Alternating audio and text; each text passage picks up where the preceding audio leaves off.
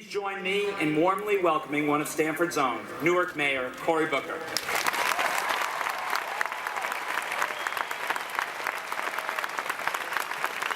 Thank you. Thank you. All right. Thank you. Last time I was on this field, some guy from UCLA tried to bury me right here. It's good to be back on top of the soil. I feel so lucky to be here. I really do. It's a feeling that Stanford has given me for all the years I've been involved with this amazing university. I know there are some people here that felt like me. After freshman orientation, you got back to your dorm, you closed the door and sat on your couch and said, why did they let me into this place? I began from that moment on when people got impressed that were not from the Stanford community and said, you went to Stanford? And I said, yes. Well, they let me in because of my 4.0 and 1600. And I said it was 4.0 yards per carry and 1,600 receiving yards my senior year in high school. Every step of my Stanford career, this university has given me immensely more than I have ever been able to give it. And I feel on this day, when we celebrate the class of 012, that we... Is this going to go on my whole speech, guys? I'll be very careful when I use that then. I feel that this university and this moment for me just fills me again with a sense of gratitude. For me and this great class, today is not just a day of celebration, but it is a day of appreciation. And allow me, with the class, to just give my thanks. First, thanks to the trustees of this university. I had a chance to serve with them for 5 years. It is one of the most incredible assemblages of human beings on the planet, and they pour their heart and their spirit into this university to protect its highest values and to ensure that it endures. Thank you, Board of Trustees.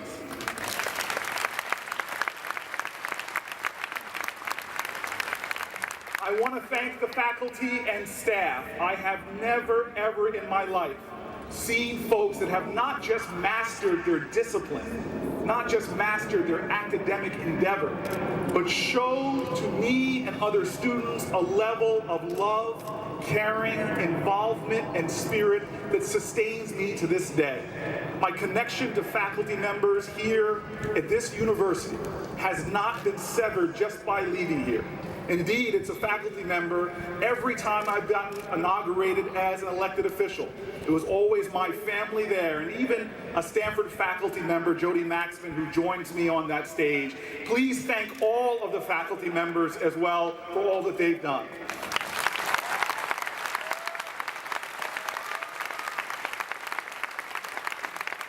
And I want to thank another group that I probably did not say thank you to enough.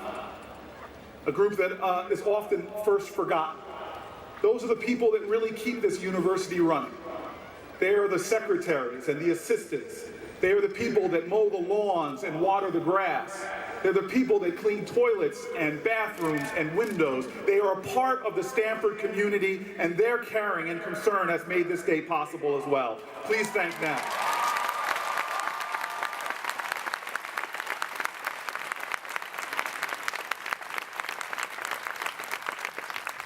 And finally, I want to thank the families. You are the ones that really made this day possible. Each and every graduate has someone tied to them by blood and or spirit who was there for them, who planted seeds in their spirit, who nurtured the ground under which they grew. You are responsible for them being here, and while they were here, you sent care packages, made phone calls, sent money. And that's perhaps what I want to talk about today. Family, not the money part. All us politicians are focused on more than just that. The family. Today is Father's Day, and I thought I would focus really on two men in my life. I am one of those guys that knows in my heart that women in this globe, philanthropists are finding this out. So many people are seeing that if you support women, that you will help change neighborhoods, change cities, change countries, and from a man who is part of the African American tradition, which is rich with matriarchal power and strength. Please do not think that while focusing on men today that I do not understand that truth. But today, for a very specific reason, I want to focus on two men in my life who were at my graduation. And I know they would like to be here today, but for reasons I'll mention later, they could not make the trip. These two men are my dad and my grandfather. They taught me what it means to be a man. And they both are these outrageous spirits with the corniest jokes imaginable, and they would show up to my graduation, and both of them would be like a stereophonic bad joke-telling machine.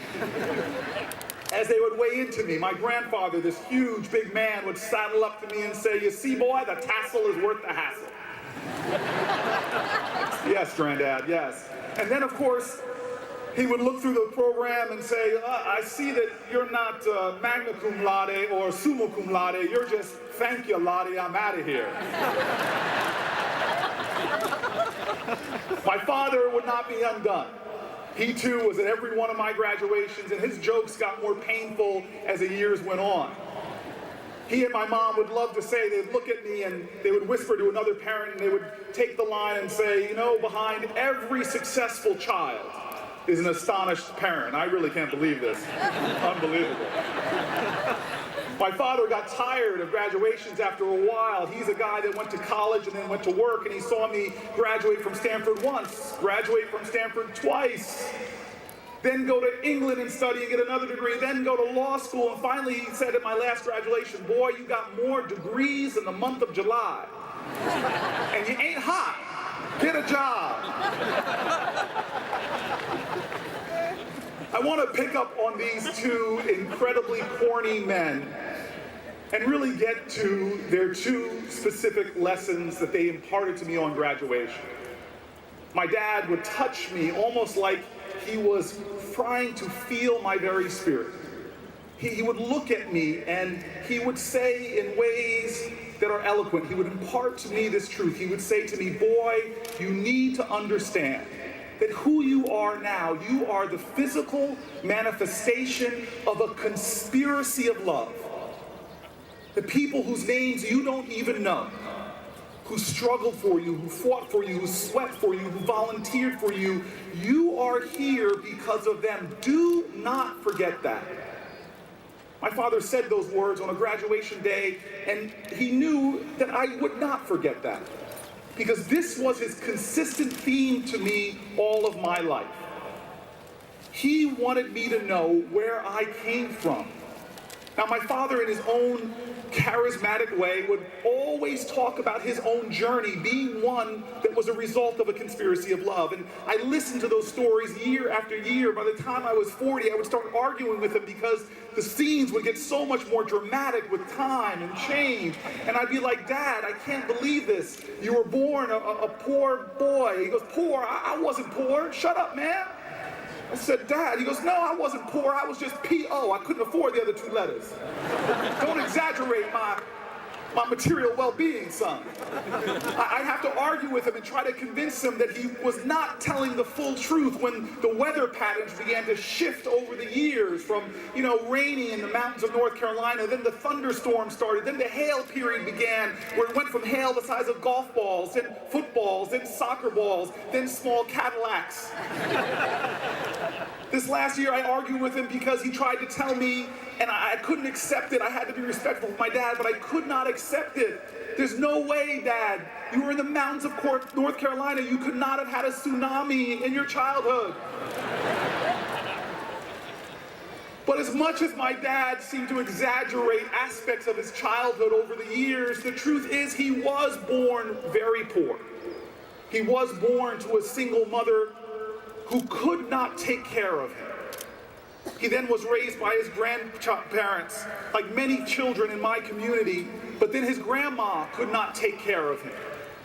And then he was out in the community, but it was that conspiracy of love, people whose names I do not know, in a small segregated North Carolina town that rallied around this boy, would not let him fail, got him to school, put a roof over his head, put food on the table, taught him discipline and respect, and he made his way. And then when it was time for him to graduate high school, he was not going to go to college. He thought his destiny was to go to work, get a job, but it was that conspiracy of love that would not let him turn his back on higher education. I couldn't believe it this last Thanksgiving as my family was going around talking about what we were thankful for. Here is my father that begins to cry because he could not remember all of those people in the town. He could not say their names who put dollar bills in envelopes so that he could afford his first semester's tuition at North Carolina Central University and then get a job and stay in school. But they are a part of that conspiracy of love. And then in college, my mom and dad would not let me forget the truth of that time. It was the early 60s, and I had this privilege last year of being the commencement speaker for my mom's university, Fisk University, on her 50th reunion, and she reminded me about what happened at her university. As the night before dinner, she took me around to table after table, stopping and saying, "Cory, this is the young lady that led our voter registration movement at a time that it was dangerous in the South to go out and register people to vote." You all remember Goodwin and Cheney and Schwerner. She would take me to another table and say, "This is the young lady that led our boycott of the downtown store that would not serve African Americans." At every table was almost like she was talking to me again as a boy, snapping her fingers and saying, "Pay attention. This person marched for you. This person protested for you. This person sacrificed and risked expulsion for you." The conspiracy continued. My parents would tell me about landing in Washington, D.C. That's where they met. Two college graduates, African Americans, that confronted the reality that many companies would not hire blacks. But it was this conspiracy of love. Black folks and white folks and Latinos in Washington, D.C. and elsewhere in America that were forming organizations that were challenging companies and working with them to hire blacks. My dad soon became one of the first blacks hired by an oil company, then one of the first black professionals hired by a department store. Then he and my mom became a part of a wave of the first blacks hired from this small tech startup that you all out here in Silicon Valley may not have heard of called IBM. The conspiracy continued. When my parents got promotions after doing so well at IBM, they got moved to Washington, to the New York City area. They were looking for towns to move into and immediately found out that many of the nicest towns with the best schools would not show the homes to black families. And so my parents worked with this group of conspirators who formed something called the Fair Housing Council. And every time my parents would go look at a house and were told it was sold, they would send a white couple there to see if that was the truth. I was told that white couple's name was Mr. and Mrs. Brown, but they were not brown. My parents fell in love with a home. They were told it was sold. The Browns were there next, told it was still for sale. They put a bid on the house. On the day of the closing, my father went, instead of the Browns, with a young lawyer whose name I don't know, walked into the real estate agent's office and said, "You are in violation of New Jersey fair housing law." And before he could finish his speech, this young lawyer, bright and ready to confront injustice, the real estate agent stands up and punches the lawyer in the face. He sigs a dog on my dad. Now, the size of the dog has changed over the years. My father now insists it was spawn from hell, it was Cujo. My mom will whisper to me it was just Toto, Cory, it was really a small thing. And so there I was, 1970, baby growing up in this town, my father and my mother, my brother and me, as my father referred to us, 4 raisins in a tub of vanilla ice cream. And in this amazing town, in this nurturing community, I grew strong and had my share of success. was a high school All-American football player. I was in the Honor Society, president of my class, but if my parents saw me getting too big for my britches, if they saw me looking proud, my father would be right there. He would say to me, "Boy, don't you dare walk around this house like you hit a triple when you were born on third base."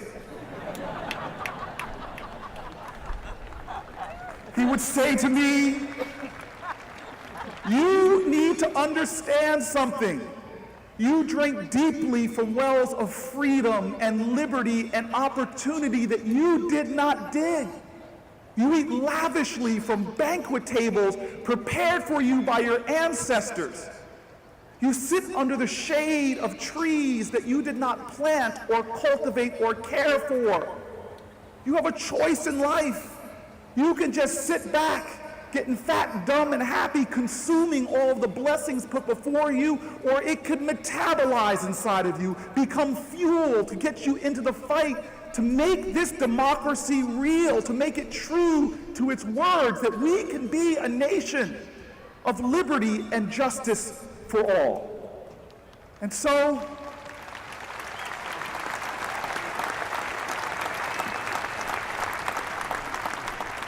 in answer to my father's call, when I had exhausted most of the degrees available to any bright student, I moved to Newark, New Jersey. And I tell you, it was not some great altruism. I was looking to be the man that my father raised me to be. I was in search of myself, and I found a community of heroes that embraced me and brought me back full circle to family. When I first arrived in Newark, I decided to answer that call from that great American philosopher, Chris Rock, who said, "Why is it the most violent street in every city is named for the man that stood for nonviolence?" Newark had so many strong neighborhoods, but I sought out one that was in struggle and found it on Martin Luther King Boulevard. It looked spectacularly troublesome to me. My eyes saw abandoned homes being used for drugs. My eyes saw violence. My eyes saw graffiti. But the first person I met, the tenant leader in the high-rise projects that I would eventually move into, Ms. Jones, she said to me, "Tell me again what you see. Describe what you see around you." And I described what I saw. And she looks at me and she says, "Boy, if that's all you see, you can never help me." And I go, "What do you mean?" And she goes, "You need to understand something, that the world you see outside of you is a reflection of what you have inside of you. And if you see only problems and darkness and despair, that's all there's ever going to be. But if you're one of those stubborn people who every time you open your eyes, you see hope, opportunity, possibility, love, even the face of God, then you can help me make a change." And I remember after she said that, looking at her, scratching my head and thinking to myself, "Okay, grasshopper, that's ended the lesson." I worked with this woman, this tenant leader, and I would sit at her kitchen table and watch these other African-American women sit around that table in these projects being run by a slumlord. And they would sit there and strategize about how to take care of the kids in the community, how to keep a family in their housing when they missed a rental payment. I stood there and I watched them thinking about how to support that community, and I found it. I found conspirators. I found people coming together, and they weren't just in those projects all over Newark. I saw more and more people who had a courage, who had a spirit, who had a love. And so for my father's sake, I want to explain to you the three things that these conspirators all had in common. One was they embraced discomfort. They did not seek comfort and convenience. They went to where the challenges were. Here were people around me in Newark doing extraordinary things outside of their comfort zone. Like the man who was a retired state worker that got his stimulus check in the mail, and instead of just spending it on himself, he went out and got a lawnmower, marched into one of our troubled drug lots. There was this big grassy overgrown field with trash and debris, and he started cleaning it. He made it look like the White House lawn, never confronting a drug dealer, but eventually they left.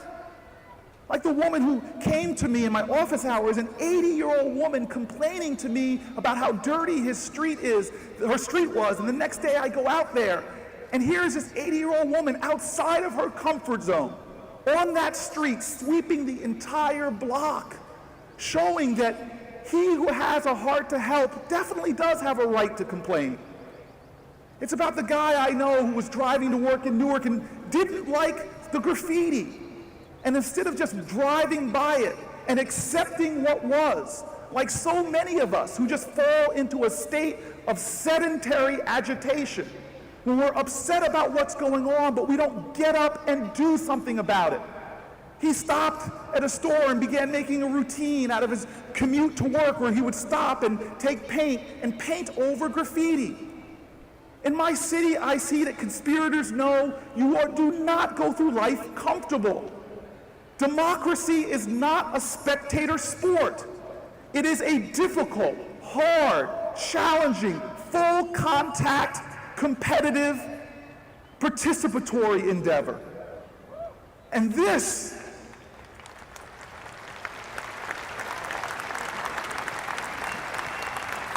is critical. People who get comfortable of body get fat.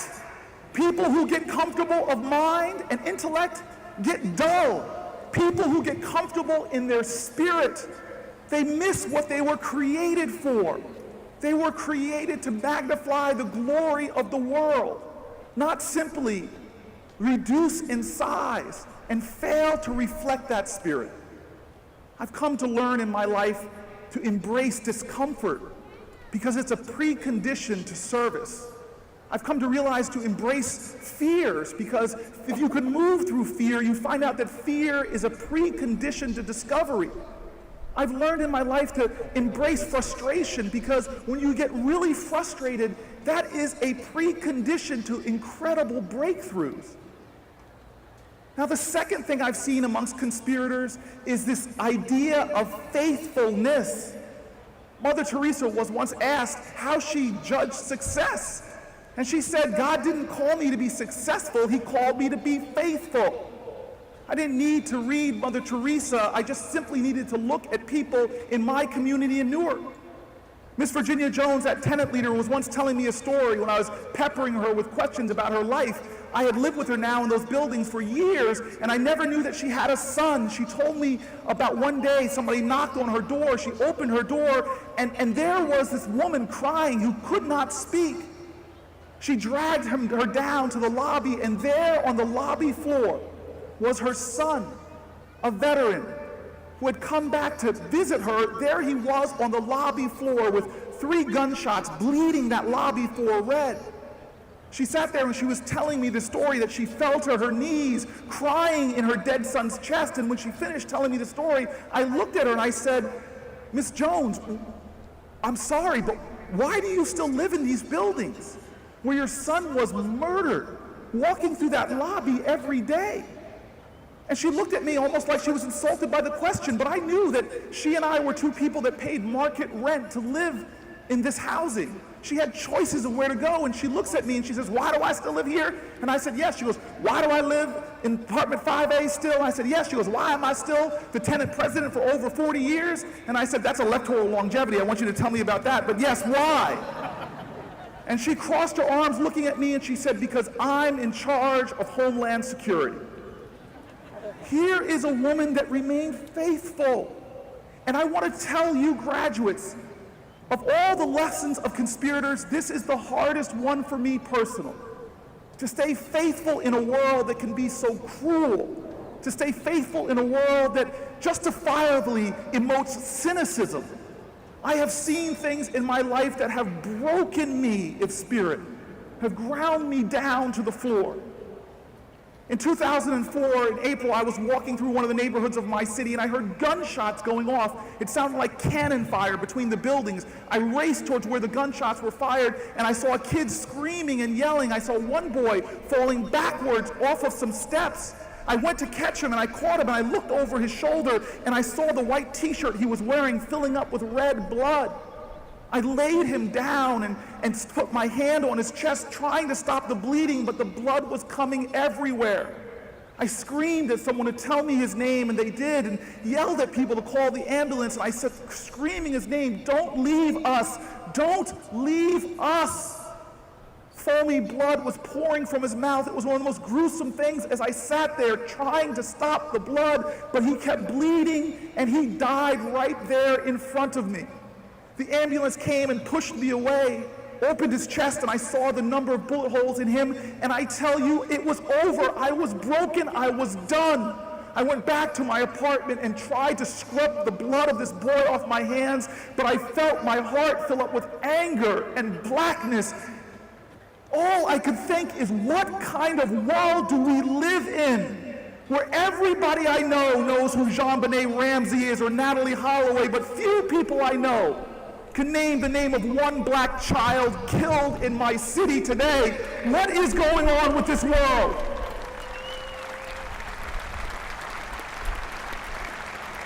That we seem to value life so little that dozens of kids, of boys, of men are murdered every week. I wanted to give up. I was done. And then I left my apartment and walked out to the courtyard, and I saw the back of Miss Jones' head. She turned around and she saw my expression. She said, "Come give me a hug." And I hugged this woman and I wept in her arms. She held me, and all she said is, "Stay faithful, stay faithful, stay faithful." I'm telling you right now, courage does not always roar. It's not when you stand up and beat your chest and you're ready for the big game, the big fight, the big speech.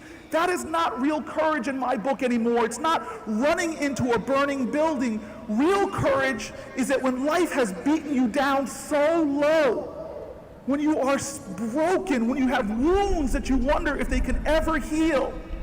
Courage is when you've done something wrong and you feel the weight of shame on your chest so heavy that you can barely breathe. Courage is when you're curled up on a ball in your bed, sleepless throughout the night, and when the sun comes up, courage isn't the roar. Courage is that small voice in your mind that says, "Get up, get out of bed, put your feet on the floor, brush your teeth, wash your face, comb your hair, God, if you have it. Put your hand on that doorknob and go outside for another day of loving, and stand with all of your might and look up into the heavens." And courage has you say in a defiant spirit, "You can take everything from me. You could cut me deep. You could render me in shame, but you will never, ever stop me from loving those who mock me, from loving those who hate me, from loving those who don't forgive me, from loving the cynics, from loving the darkness so much that I myself, through my small acts of consistent, unyielding love, will bring on the light." And this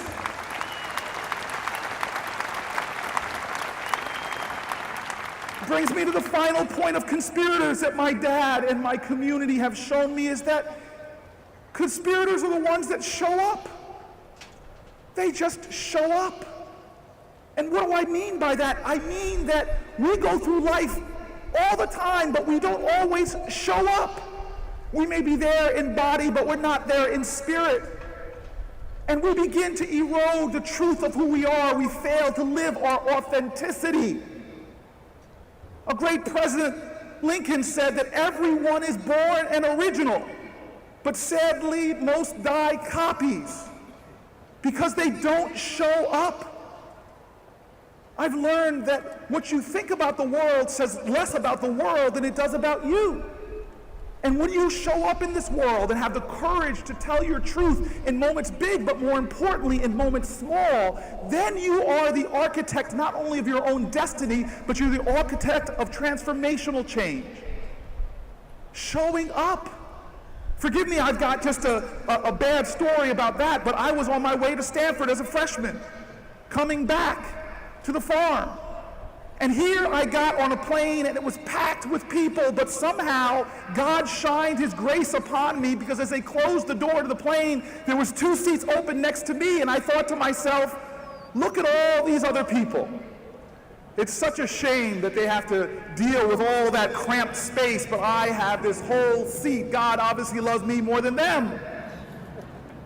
Well, just as I was sitting there so satisfied, the door to the plane opens and all of us shot to attention because it sounded like some beast was coming in. Some screams were happening. We couldn't understand what was going on outside of the plane. And then we understood because the beast came onto the plane and it had 3 heads. It was a woman and a little boy and a baby. Immediately, everybody on that plane looked at them and then slowly turned their heads to me. And I could see everyone was thinking, you smug little man. And that woman and her 2 children came to stand before me and said, I'm sitting there. And I said, are you sure? And they moved in and they sat down, and immediately, as a 19-year-old man, I suddenly had an evolved thought that I could accept this now as being the worst flight of my life, or I can make it different. Because in life you get one choice over and over again. That is to accept conditions as they are, or to take responsibility for changing them. To yield to the circumstances around you, or to show up and do something about them. I decided that I was going to make this the best flight of my life. I started telling this little boy jokes, and he started laughing at my horrible jokes, like my grandfather would love. Like, why did Tigger and Eeyore have their heads in the toilet? Because they were looking for poo. Like, why? What do you call your mother's sister who runs away and gets married? An antelope. I'm sorry, I had to try. By the time we landed, we were all having a ball. The woman who came on the plane, embarrassed, suddenly felt like she was lifted. We exchanged addresses as I was getting ready to come down here to the farm, and we never kept in touch, but 5 years passed, 10 years passed, 15 years passed, and I was running for mayor of Newark. On my most discouraged day in that campaign, I got a letter from this woman saying, you don't remember me, but I met you on a flight to Stanford 15 years ago, and I will never forget your kindness then. She said to me, not only do I remember your kindness, but we're actually here in Newark. We own a factory here. Her son became a great volunteer on my campaign. They got me involved with their company, and she ended up being something that all politicians love, a campaign contributor. Show up. And now the second man, my grandfather, who was with my father in spirit. It's one simple thing that he would say to me at graduations. He would say to me, boy, understand that you have a role in this world, and that's to get along with others, to join your spirit with them. I tell you, this is one that I struggle with. You see, conspirators need to embody those things I mentioned before, but they also need to join together. My grandfather, this amazing man, his life was all about the joining together of disparate elements of our society. He was born also to a single mother, but he was born in a difficult circumstance because he was born with red hair and much lighter skin than his siblings. It was obvious that he was born to a white man at a time that it was illegal for blacks and whites to marry. He grew up feeling that he had inside of his spirit so many different parts of his country.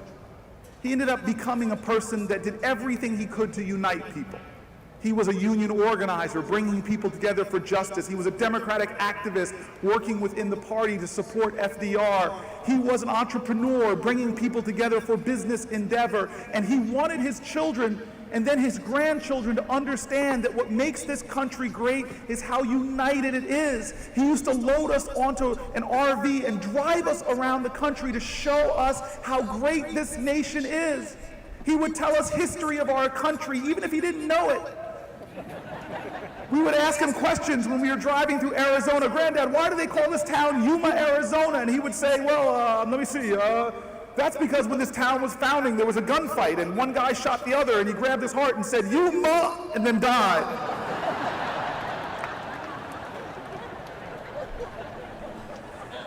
I talked to my grandfather all the time. about this country. He tells me that, son, this country we forget. We talk always about the Declaration of Independence, but really this nation was founded on a declaration of interdependence, this recognition that we need each other. When I talk to my grandfather now, I anguish to him that we are a nation that has become so polarized, where people are so quick to identify themselves as Democrat or Republican before they say first and foremost that I am an American. They're so focused on left and right that they forget that this nation must go forward. I anguish to my granddad when I talk to him now, how can we have come so far as a nation that the word compromise is a curse? And the word patriotism is not used to unite us all, but it's used to demean others and to esteem yourself like I am the true patriot, and because of you and what you believe, you're not. This is not the America that my grandfather believes in. He said we were formed to come together and make a more perfect union. And to me, this is what I've found in my work, that the change we make really comes about when we come together across party lines, come together across religious lines and racial lines. When President Hennessy introduced me, he talked about a hunger strike. The great feeling that I got from that experience was how the city came together to deal with a problem, and that's what we need in America today. My grandfather would love that every nation that makes up this nation, every heritage has this ideal of unity. It's like the old African saying that says, if you want to go fast, go alone, but if you want to go far, go together. It's like another saying that he loved that said, when spider webs unite, they could tie up a lion. It's like what Golda Meir said, that when Jews come together, they're strong, but with Jews with other people are invincible. It's like the Islamic faith, that one of the pillars of Islam is that word Tawheed, which means we all share one God, one spirit, one soul. It's like this wonderful man in a jail cell in Birmingham who wrote the truth of our nation in 1963, when he said we were all caught in an inescapable network of mutuality, tied in a common garment of destiny, that injustice anywhere is a threat to justice everywhere. And when I stand in a conspiracy in Newark, I feel that connection to conspirators who understood this truth of coming together, like those people who came together, scientists and engineers that turned the moon from a dream into a destiny, like those conspirators on the Underground Railroad, black and white, who came together saying that we must overcome this slavery, like the conspirators who took us as a nation from child labor to public education, from sweatshops to workers' rights. They were all conspirators who came together to exalt our highest ideals, to celebrate our common aspirations, to live the truth of our founding, which is that this nation is nothing if it stands apart, but everything if it stands together.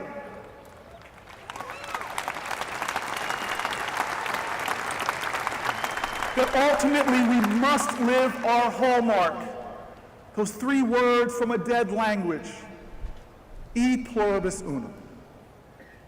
And so, graduates, I tell you today this from my heart, and it pains me to tell you that my grandfather and my father, who would have so wanted to be here today, to pillar you all with their corny jokes, to tell you that the tassel is worth the hassle, the two men are not here today.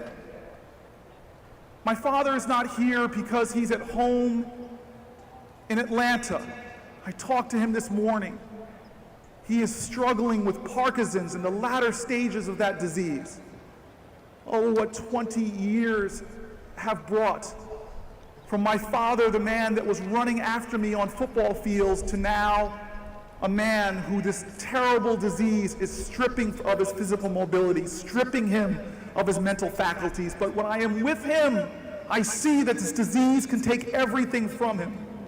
It can make him not even recognize me when I sit before him, but I still see in this man his spirit, his kindness, and his love. I see within him the manifestation physically of so many conspirators. My grandfather is not here today either. My grandfather also had his struggles with a terrible disease. Cancer kept coming at him again and again, and my grandfather, with his spirit and his humor, kept beating it back time and time again. I'll never forget once I was visiting him as he was struggling with cancer. I said, "How you doing, Granddad?" He says, "I'm doing fine." I go, "Why?" And he pulled out one of the pills he was taken by his doctor, and he said, in his best quote from one of his favorite films, he lifted it up to me and said, "Say hello to my little friend." The last time I talked to my grandfather, his big body was now shriveled and weak from radiation, from the sickness. And the last thing he said to me before I left him was, "I love you, son. I love you. I love your children, and I love your children's children." I left him confused. I'm not married. I have no kids. I thought he was just delirious. But as I struggled to make sense of his words, I got a cruel phone call that explained them to me. It was almost 10 years ago to the month that I got that cruel phone call. I was in the midst of a campaign for mayor, and I was on Spruce Street in Newark. And there was a family member of mine that said, "Your grandfather is dead." And I remember not doing what they told me to do, call my grandmother, they said, but I couldn't. I just pulled over to the side of the road and I wept at the loss of my hero. And then suddenly, in the midst of my tears, I remembered his final words. He said, "I love you, and I love your children, and I love your children's children," and it made sense to me. One of my friends, who's an astrophysicist, told me that the stars we see at night, millions and millions of light years away, some of them could be gone already, but the light and the energy that gave off, you can still see it today. Well, that was my grandfather. He loved so much that his love will affect generations yet unborn. He loved so much that he may be gone for a decade from me, but I still feel him today in every cool wind that breathes in my face, in every deep breath I take. His love is with me, and I hope you feel it today. And thus I say to you on this graduation, I say to you in the name of my father, Cory Alfred Booker, I say to you in the name of my grandfather, Limery Jordan, to join the conspiracy, to be a class of people that rejects cynicism, that is not joining the ranks of the denizens of divisiveness or the nattering nabobs of negativity, but be lovers. Join the conspiracy and love with all of your heart and all of your courage. Let your love be defiant. Let your love be rebellious. Join the conspiracy and make change in your life, because change will not roll in on the wheels of inevitability. It must be carried in on the backs of lovers. Class of 012, I say, stand up and be lovers of life. Be present, take the more difficult road, and love in a way that you can make true the words of children being said in Newark almost every day, that you can be responsible for making for this world and our nation true of the fact that we are one nation, under God, indivisible, with liberty and justice for all. God bless you, 012.